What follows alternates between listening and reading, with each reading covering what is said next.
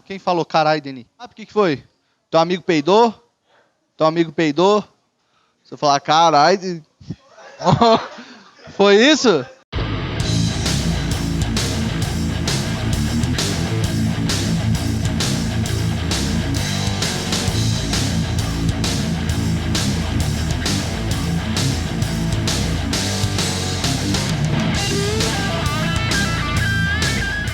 Agora sim tá gravando, tá com áudio bom.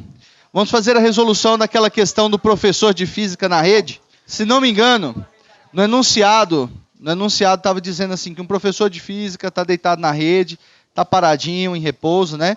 E aí tem o peso do professor, né? O peso do professor é um peso simplório, simples, pequenininho, de 1000 newtons. Né?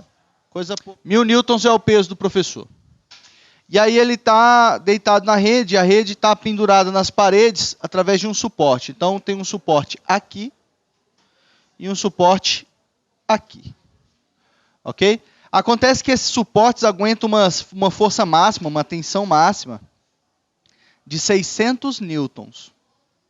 Falta saber agora se o peso do professor de 1000 newtons é o suficiente para arrebentar os suportes e com isso o professor cai no chão, junto com a rede, ou se o suporte é suficiente para manter o professor deitado na rede. Beleza? Então é isso que nós vamos calcular a partir de agora. Vamos resolver essa questão. Beleza, repare que aqui nós temos a força T1 e a força T2 aqui. A inclinação em relação à vertical é de 30 graus. Provavelmente, no seu desenho, essa inclinação aparece aqui embaixo. Não é? Acontece que esses ângulos são alternos internos, então o ângulo que aparece de um lado aparece do outro também. Ok?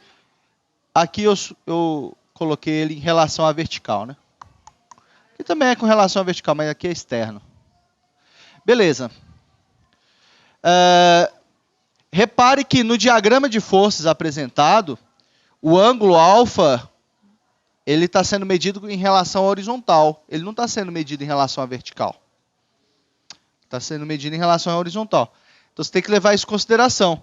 Esse alfa não é 30 graus. Esse alfa é um outro ângulo. Tá? Aqui a medição está sendo feita em relação à vertical. E aqui, em relação à horizontal. Não pode confundir. Tá bom? E agora, como resolver? Bem, nós planificamos as forças que atuam no sistema nesse diagrama. T1, T2 e peso.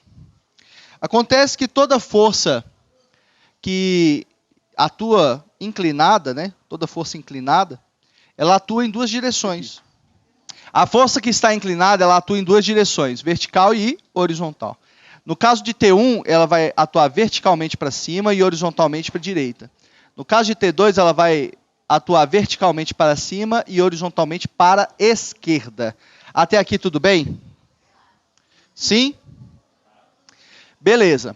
Acontece que, se o professor está em repouso, né? Repouso quer dizer o quê, gente? Velocidade igual a zero.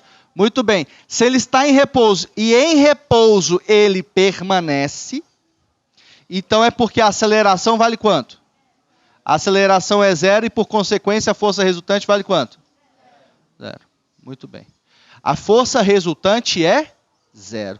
E por que a força resultante é zero? Porque ela é zero, quem puxa para a direita tem que ser igual a quem puxa para a esquerda. Tem que ser igual. Entendido isso aqui? Entendido? Por quê? Porque a força resultante é zero. Muito bem. Lembra que a inclinação está em relação à vertical, que aqui aparece 30 graus também? O ângulo com a vertical é 30? Então, o ângulo com a vertical é 30. O ângulo com a vertical é 30.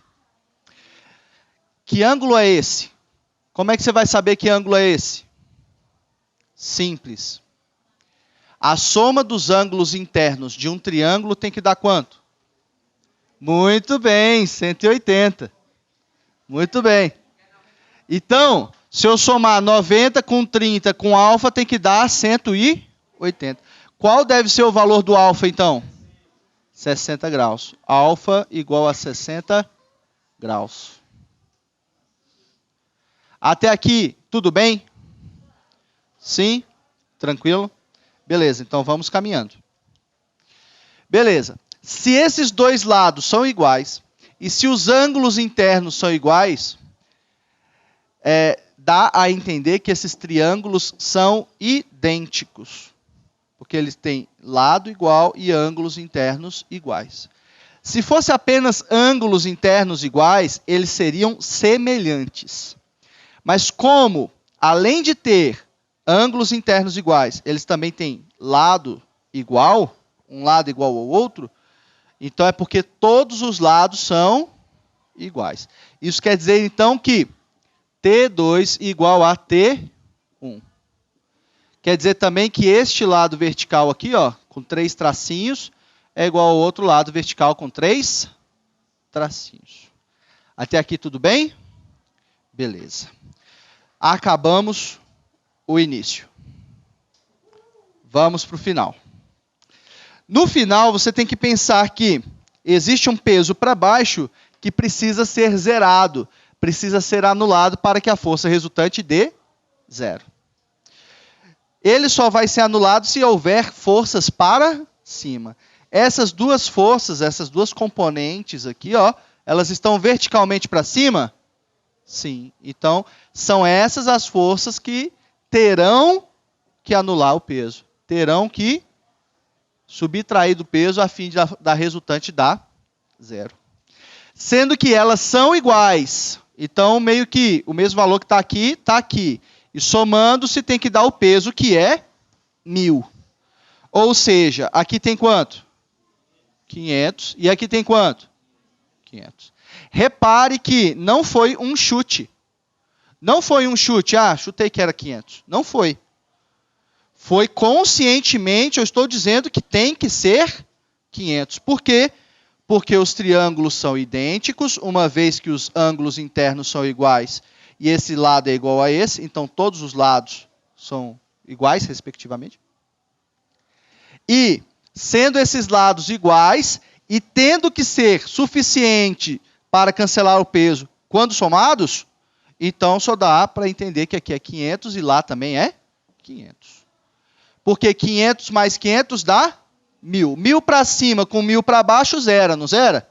Zero. Então está perfeito. Ok? Então tem que ser 500. Agora que nós já achamos esse lado que é 500, vamos achar a hipotenusa, que agora é T1, né? Que é T1. Professor, como nós vamos fazer isso? Simples. Basta pegar a relação do seno. O seno de um ângulo não é o cateto oposto sobre a hipotenusa? Não é isso? Então vai ficar seno de 60 igual a cateto oposto, que é 500, sobre a hipotenusa, que é T1. Ou T2, se você quiser fazer pelo outro lado. Vai dar o mesmo resultado. Quanto vale seno de 60? É tabelado, lembra? Raiz de 3 sobre 2. Então, setinha para baixo. Seno de 60 é raiz de 3 sobre 2. Isso é igual a 500 sobre T1. Ok? Multiplica cruzado, cruz credo. Creio em Deus Pai Todo-Poderoso, Criador dos céus e da terra. Raiz de 3T1 é igual a 2 vezes 500. T1, então, é igual a 1000 dividido por raiz de 3. Racionalizando, T1 é igual a 1000 raiz de 3 sobre 3. Isso dá quanto? 577,35 aproximadamente. Não é isso? Então, T1 é aproximadamente 577. Pessoal, é correto afirmar que T1 é menor do que 600? É correto afirmar que T1 é menor que 600?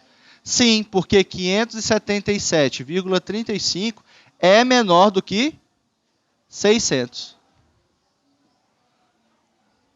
Ok? Entendido? Eu entendi, você entendeu? Beleza, então resolvido está.